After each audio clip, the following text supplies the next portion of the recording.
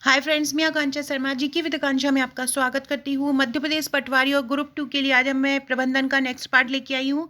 ये हमारे 2500 प्रश्नों का कोर्स है और जिसमें हम 10 भाग कर चुके थे और आज हम 11वां भाग पढ़ने वाले हैं। तो चलिए स्टार्ट करते हैं। अगर आप ये पूरा कर लेते हैं तो आपका एक भी प्रश्न यहाँ से बाहर नहीं जाएगा।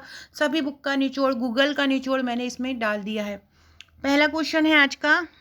ये हमारे 272 क्वेश्चन हो चुके थे और आज हम 273 से स्टार्ट करने वाले हैं।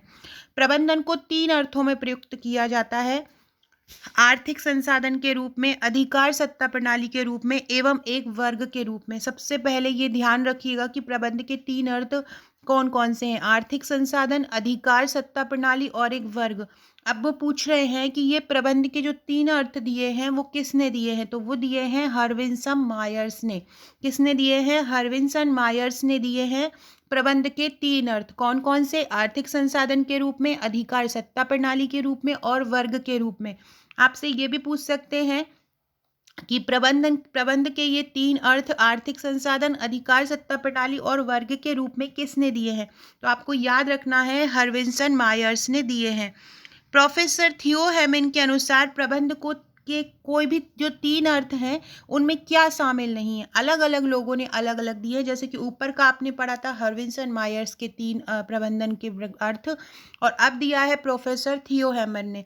ये पूछ रहे हैं कि प्रोफेसर थियो हेमन के अनुसार प्रबंध के 3 अर्थ में कौन शामिल नहीं है: आर्थिक संसाधन के रूप में प्रबंध, संज्ञा के रूप में प्रबंध, विद्या के रूप में प्रबंध या प्रक्रिया के रूप में प्रबंध। तो जो थियो हेमन थे उन्होंने संज्ञा के रूप में दिया, विद्या के रूप में दिया और प्रक्रिया के रूप में दिया। आर्थिक संसाधन के रूप में थियो हेमन ने नहीं दिया। आर्थिक संसाधन के रूप में किसने दिया था? आर्थिक संसाधन के रूप में दिया था हरविंसन मायर्स ने। आर्थिक संसाधन, अधिकार सत्ता प्रणाली और वर्ग, ये किसने दिया था? हरविंसन मायर्स ने दिया था। और थियो हेमन ने किस किस रूप में दिया? संज्ञा के रूप में, विद्या के रूप में और प्रक्रिया के रूप में। आर्थिक संसाधन के रूप में इन्होंने नहीं दिया, हरविंसन ने दिया था। अगला है इविड नामक पुस्तक के लेखक कौन है? इविड नामक पुस्तक लिखी थी कलहून ने। कौन ने लिखी थी? इविड नामक पुस्तक कलहून ने लिखी थी। अगला है effective work management. Effective work management नामक पुस्तक के लेखक कौन है? जॉन मी, मिल्टन ब्राउन, मैसर हेयर या Calhoun? Milton Brown. Effective work management के लेखक कौन है? मिल्टन ब्राउन है। याद रखिएगा, वेरी वेरी इंपॉर्टेंट बुक है ये। इफेक्टिव वर्क मैनेजमेंट नामक पुस्तक के लेखक कौन है? मिल्टन ब्राउन है।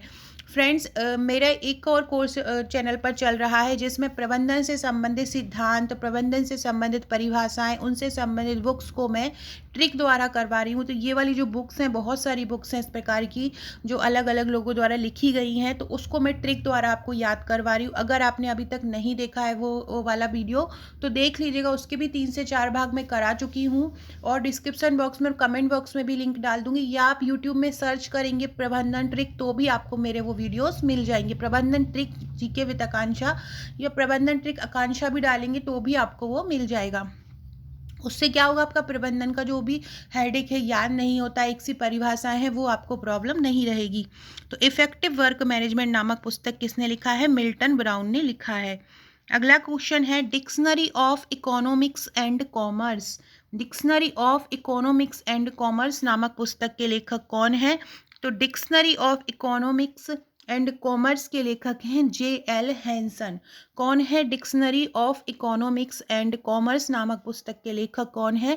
J.L. हैंसन है। याद रखिएगा, कौन है? J.L. हैंसन है। Dictionary of economics and commerce नामक पुस्तक के लेखक कौन है? J.L. हैंसन। J.L. हैंसन ने dictionary of economics and commerce नामक पुस्तक लिखी। ऑर्गेनाइजेशनल बिहेवियर एंगलवुड क्लिपा नामक पुस्तक के लेखक कौन है? ऑर्गेनाइजेशनल बिहेवियर एंगलवुड क्लिपा नामक पुस्तक के लेखक कौन है? Philip B and White. कौन है? Philip B and White. अगला है प्रबंधकीय ग्रिड का सिद्धांत किसने दिया? प्रबंधकीय ग्रिड सिद्धांत किसने दिया? ब्लैके तथा मॉर्टन ने। प्रबंधकीय ग्रिड सिद्धांत किसने दिया है? तो प्रबंधकीय ग्रिड सिद्धांत दिया है ब्लैके तथा मॉर्टन ने। किसने दिया है? ब्लैके तथा मॉर्टन ने दिया है। कौन सा? प्रबंधकीय ग्रिड सिद्धांत। प्रबंधकीय ग्रिड सिद्धांत किसने दिया है? ब्लैके तथा मॉर्टन ने दिया है। अगला है बिजनेस एथिक्स 1970 नामक पुस्तक के लेखक कौन है? बिजनेस एथिक्स 1970 नामक पुस्तक के लेखक कौन है? Comte, John S Mill, Thomas M Garrett या प्लेटो? तो कौन है बिजनेस एथिक्स 1970 नामक पुस्तक के लेखक? Thomas M Garrett. कौन है? टॉमस एम गैरेट है बिजनेस एथिक्स 1970 नामक पुस्तक के लेखक हैं टॉमस एम गैरेट। फ्रेंड्स 4 से 5 दिनों में इसका पूरा 2500 प्रश्नों का PDF भी आपको मिल जाएगा। आप उसको परचेस कर सकते हैं और उसका कॉस्ट 90 रुपीज़ रहेगा। तो आप मुझे व्हाट्सअप कर दीजिएगा जो लोग भी लेना चाहते हैं। ये 2500 प्रश्न और इनके बाहर एक भी प्रश्न नहीं जाएगा। सभी बुक्स का ये निचोड़ है, गूगल का निचोड़ है। तो अगर आप ये अच्छे से कर लेते हैं तो आपकी प्रबंधन की समस्या जो है हल हो जाएगी। इसके अलावा फ्रेंड्स एक और चीज़, अगर आपने हमारे पटवारी के नोट्स लिए होंगे तो आपको थ्योरी पढ़ने में बिल्कुल प्रॉब्लम नहीं आएगी। अगर आप प्रबंधन की थ्योरी पढ़ना चाहते हैं उसके साथ आपको एक सामान्य प्रबंधन की बुकलेट मिलती है जिसमें मैंने पूरी थ्योरी हैंड रिटन सरल सरल शब्दों में जो चीज़ लाइन जो इंपॉर्टेंट लाइन है उसी को कवर किया है। क्योंकि आपके पास इतना समय नहीं है कि आप इतनी मोटी मोटी बुक्स पढ़ सकें, तो आप यहाँ पे आप हैंड रिटन में बहुत अच्छे से पढ़ पाएंगे। हस्तलिखित ये है और आसान शब्दों में आप पढ़ पाएंगे। अगर आप हैंड रिटन पढ़ना चाहते हैं तो आप ये प्रबंधन की नोट्स के साथ आपको ये बुक मिलेगी। इसमें फ्लो चार्ट डायग्राम का उपयोग किया है। इसमें टोटल आपको 10 बुकलेट मिलती हैं जिसमें एक मध्य प्रदेश की सामान्य ज्ञान की मिलती है, एक पूरा ऑल ओवर जीके मिलता है, भारत सरकार मध्य प्रदेश की योजनाएं, बजट, आर्थिक सर्वेक्षण, व्यापम की परीक्षा में आए जाने वाले प्रश्न, विज्ञान के 3000 प्रश्न, अंग्रेजी ट्रिक के साथ, कंप्यूटर दक्षता, गणित तर्क शक्ति, हिंदी, ये सब दिया जाता है। और सबसे मेन जो चीज़ इसके साथ है वो है इसके साथ मिलने वाला आपको ये व्हाट्सएप का ग्रुप। इस ग्रुप में हम आपकी तैयारी कराते हैं। ग्रुप आपके लिए एक ऑनलाइन कोचिंग का काम करता है। मैथ्स हुआ, रीजनिंग हुआ, इंग्लिश हुआ, हिंदी हुआ, करंट अफेयर्स हुआ, ये सभी यहाँ पे इसकी तैयारी कराई जाती है। ट्रिक द्वारा आपको कंप्लीट कराए जाते हैं, चाहे मैथ्स हो, चाहे रीजनिंग हो, चाहे प्रबंधन हो। पूरे के पूरा प्रबंधन में आपको क्या करना है, नोट्स में पहले इसकी थ्योरी पढ़ लेना है, इसके पीछे के MCQ और वन लाइनर लगा लेना है। वन लाइनर में मैंने पूरे प्रीवियस ईयर्स के प्रश्नों को कवर किया है। इसके साथ ही आप लोगों को ग्रुप में निःशुल्क एक PDF मिल जाएगी प्रबंधन की, जिसमें 2500 प्रश्न रहेंगे। बस फिर उनको लगाइएगा, उनकी बार बार प्रैक्टिस कीजिएगा, आपका कोई भी प्रबंधन का क्वेश्चन बाहर नहीं जाएगा। तो इस प्रकार से अगर आप ये हमारे नोट्स लेना चाहते हैं, विज्ञान के 3000 वन लाइनर हैं, अंग्रेजी के ट्रिक द्वारा कंप्लीट किया गया है, तो अगर आप ये लेना चाहते हैं तो आप मुझे ऊपर दिए नंबर पर व्हाट्सएप कर सकते हैं। अगला क्वेश्चन पढ़ते हैं।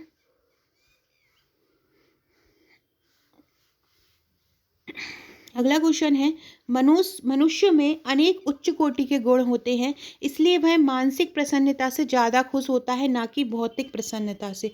मनुष्य में उच्च कोटि के गुण होते हैं और वह मानसिक, अगर वो अंदर से प्रसन्न है तभी वो खुश होगा, बाहरी सुख सुविधाओं से खुश नहीं होता है, भौतिक प्रसन्नता से खुश नहीं होता है। तो यह किसने कहा था? मिल ने, कॉन्ट ने, बेंथम ने या प्लेटो ने?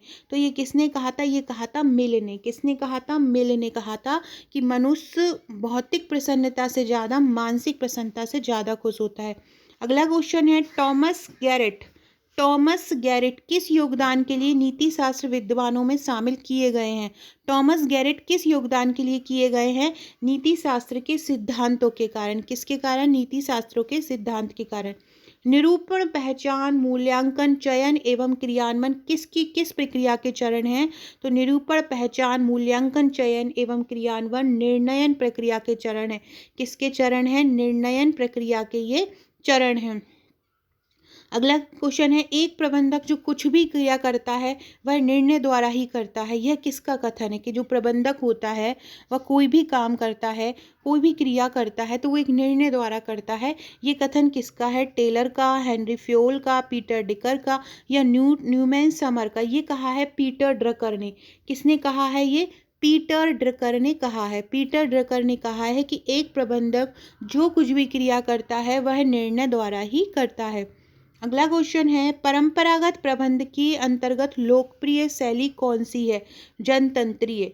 परंपरागत प्रबंध के अंतर्गत लोकप्रिय शैली कौन सी है? जनतंत्रीय, जो कि जनता के हित को ध्यान में रखकर बनाई जाती है।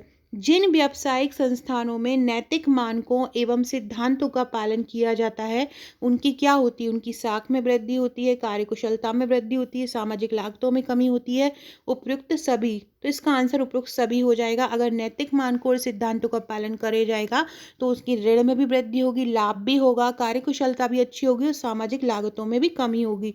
अगला क्वेश्चन है, नैतिक नियमों के निर्माण में महत्वपूर्ण सिद्धांत कौन सा है? सार्वभौमिकता एवं स्वायत्तता का सिद्धांत, संतुष्टि का सिद्धांत, सद्भावना एवं शुभकामनाओं का सिद्धांत या उपरोक्त सभी? तो नैतिक नियमों के निर्माण में ये सभी सिद्धांत महत्वपूर्ण हैं। सार्वभौमिकता का भी, संतुष्टिता का भी, सद्भावना एवं शुभकामनाओं का, ये तीनों सिद्धांत तो इम्पोर्टेंट हैं। लाभ प्राप्ति के अलावा व्यवसाय के अन्य उद्देश्य भी आवश्यक है, जिनमें प्रमुख है श्रम प्रबंध के बीच मधुर संबंध, कम लागत में अधिक उत्तरदायित्व, सामाजिक उत्तरदायित्व के प्रति सजगता या कोई नहीं। तो इसका आंसर है कि लाभ प्राप्ति के अलावा व्यवसाय के अन्य उद्देश्य भी आवश्यक है। इसके लिए क्या है, तो समाज की उत्तरदायित्व, समाज का भी उत्तरदायित्व में ध्यान रखना चाहिए, उसके लिए भी सजग रहना चाहिए। तो आप लाभ के अतिरिक्त दूसरे उद्देश्य भी प्राप्त कर सकते हैं। ऑफिस एडमिनिस्ट्रेशन पुस्तक के लेखक कौन है? ऑफिस एडमिनिस्ट्रेशन पुस्तक के लेखक कौन है? फियोल, डेविस स्टेटसन, मैकफॉर्लैंड, फिलिप कोटलर। तो इसके हैं डेविड स्टेटसन। कौन है ऑफिस एडमिनिस्ट्रेशन पुस्तक के लेखक कौन है? डेविस एवं स्टेटसन। डेविड एवं स्टेटसन ऑफिस एडमिनिस्ट्रेशन पुस्तक के लेखक हैं। फ्रेंड्स, अगर आपने मेरा WhatsApp, Telegram, Facebook, Twitter, Insta join नहीं किया है तो ज्वाइन कर लीजिएगा। अगर आपने मेरे पास आपका नंबर व्हाट्सअप पर सेव नहीं कराया है तो 6260190944 पर आप सेव करा सकते हैं। वहाँ आपको महत्वपूर्ण जानकारी मिलती रहेगी, स्टेटस आपको मिलते रहेंगे, जिसमें आप बहुत सारे क्वेश्चन आंसर को सॉल्व कर सकते हैं। तो ये आप मेरे को इस नंबर पर अपना नाम और सेव इट करके भेजना है। प्रबंध के कार्यों की दृष्टि से इनमें कौन सा क्रम सही है? नियोजन, संगठन, समन्वय, नियंत्रण, संगठन, नियोजन, नियंत्रण, समन्वय, नियोजन, नियंत्रण, संगठन, समन्वय या नियोजन, समन्वय, संगठन, नियंत्रण। देखो, सबसे पहले आपको याद रखना है, कोई भी आप काम करते हैं, कार्य बना करते हैं तो सबसे पहले उसकी योजना बनाते हैं। तो नियोजन तो सबसे पहले आना ही आना है। नियोजन के बाद जब आप योजना बना लेते हैं तो कौन कौन इसको करेगा, एक संगठन बनाते हैं। संगठन बनाने के बाद उसमें होता है समन्वय और लास्ट में होता है नियंत्रण। तो क्या आंसर हो जाएगा? नियोजन, संगठन, समन्वय और नियंत्रण। शोध प्रणाली का प्रयोग करते समय प्रबंधक को काम लेना चाहिए श्रम से, अधीनस्थों से, धैर्य एवं विवेक से। तो धैर्य एवं विवेक से काम लेना चाहिए। अगर शोध प्रणाली का उपयोग कर रहे हैं तो प्रबंधक को धैर्य एवं विवेक से काम लेना चाहिए। संयोगिक अवधारणा के अनुसार प्रबंध तभी सफल हो सकता है जब प्रबंधक परिस्थिति के अनुरूप काम करे, घटनाओं के अनुरूप कार्य करे, परिस्थिति एवं घटना के अनुरूप काम करे और स्वेच्छा से काम करे। ये बोल रहे हैं संयोगिक, मतलब संयोग जो बनता है तो उसके अनुसार अवधारणा के अनुसार प्रबंध तभी सफल होंगे जब वो परिस्थितियों एवं घटनाओं के अनुरूप काम करेंगे। तो उसका आंसर हो जाएगा सी। पहला प्रबंध शास्त्री एवं आधुनिक प्रबंध का जनक किसे कहा जाता है? हेनरी फियोल को। अगर आपसे बोले प्रबंध का जनक किसको कहा जाता है तो एल्टन मेयो होगा, लेकिन आपसे पूछ रहे हैं आधुनिक प्रबंध का जनक और पहला प्रबंध शास्त्री, तो ये कौन हो जाएगा? हेनरी फियोल हो जाएगा।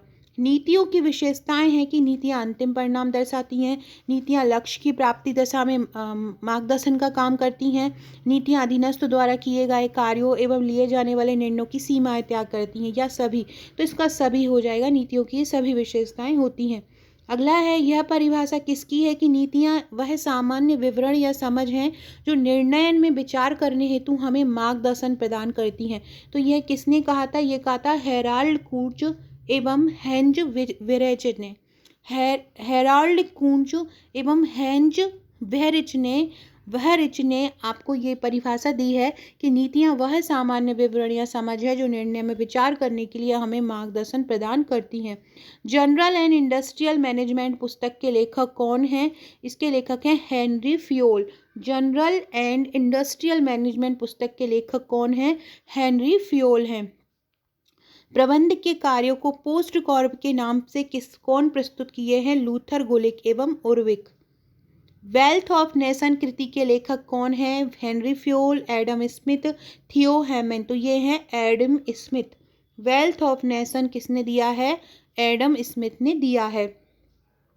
प्रबंध प्रक्रिया में सम्मिलित चरणों की संख्या कितनी है? 3 है। प्रबंध प्रक्रिया में कितने चरण शामिल हैं? 3 चरण इसमें शामिल हैं। प्रबंध प्रक्रिया के 3 चरणों में कौन सम्मिलित नहीं? याद रखिएगा, प्रबंध प्रक्रिया बोल रहे हैं, प्रबंध प्रक्रिया बोल रहे हैं। कितने चरण हैं प्रबंध प्रक्रिया में? 3। प्रक्रिया में भी 3 शब्द हैं और इसमें भी 3 है, तो ऐसे याद रखिएगा। कौन इसमें समन्वय नहीं है? तो देखो, नियोजन है प्रक्रिया में, क्रियान्वयन है, नियंत्रण है, समन्वय। प्रक्रिया में समन्वय सम्मिलित नहीं है, कार्य में है लेकिन प्रक्रिया में समन्वय नहीं है।